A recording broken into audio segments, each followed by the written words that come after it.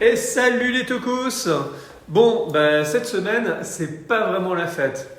Évidemment, je ne parle pas de Cognac Blues Passion, avec hier soir un MC Solar toujours aussi jeune et resplendissant et un M probablement survolté ce soir. Non, je parle des marchés. On dirait que les dieux des marchés financiers se sont déchaînés hier sur l'ensemble des indices, surtout sur les indices européens d'ailleurs.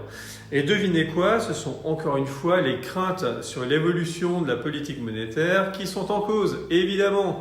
Pourtant, au départ, on envisage une bonne nouvelle.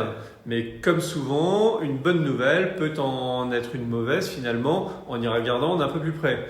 En fait, tout est parti de l'idée que l'économie pourrait aller trop bien et qu'il y ait trop d'emplois aux États-Unis par rapport aux anticipations.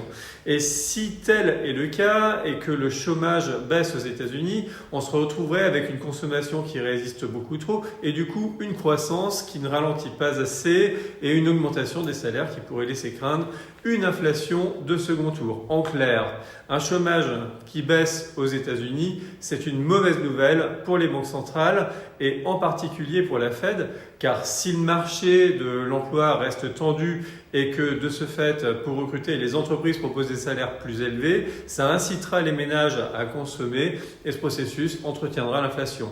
Capiche? Et comme les banques centrales sont en guerre contre l'inflation, elles risquent de poursuivre la hausse des taux et des taux qui montent, vous le savez, c'est pas bon pour les actions. Mais tout ça, ce n'est que la résultante de la période post-Covid avec la fin des goulets d'étranglement, notamment sur l'emploi, surtout aux US.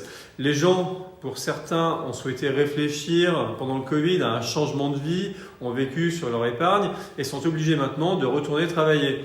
Et l'offre est soutenue, donc à l'arrivée, on a un taux de chômage très bas. C'est un peu la même chose d'ailleurs en Europe et c'est une des raisons pour lesquelles le taux de chômage n'a jamais été aussi bas, par exemple en France. Vous avez probablement entendu parler des problèmes de recrutement chez nous. C'est un peu le même processus qui se produit un peu partout finalement dans le monde.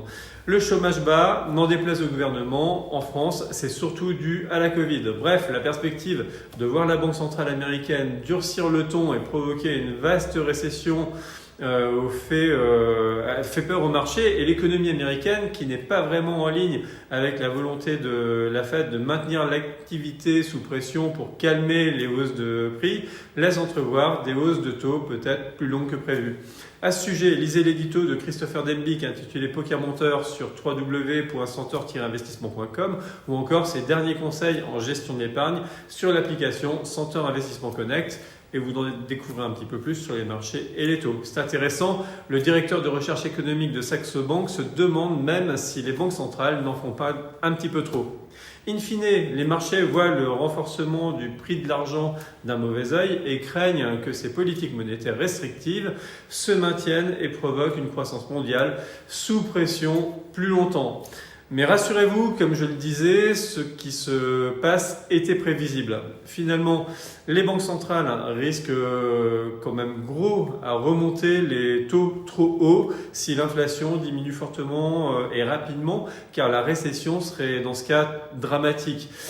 Et elles le savent, et le goulet de l'emploi va finir par se fluidifier de son côté, donc pas de stress, ce mouvement de panique n'aura pas de conséquences sur notre scénario qui ne bouge pas. Le VIX d'ailleurs reste bas et les publications du deuxième trimestre devraient être bonnes. Alors aujourd'hui, le CAC 40 signe sa deuxième pire semaine de l'année avec un recul de 3,89% malgré un rebond de 0,42 aujourd'hui à 7111 points.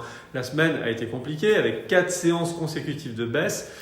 Mais finalement, l'administration américaine indique des créations d'emplois bien inférieures aux attentes sur le mois de juin avec 209 000 créations contre 245 000 attendues, contrairement à ce qu'annonçaient hier les statistiques d'ADP qui en annonçaient 495 000 et qui a en partie créé cette baisse importante.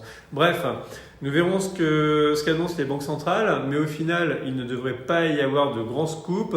Pour l'heure, c'est apéro et concert, j'y vais de ce pas. May the force be with you, bon week-end à tous, bye bye les amis, ciao ciao.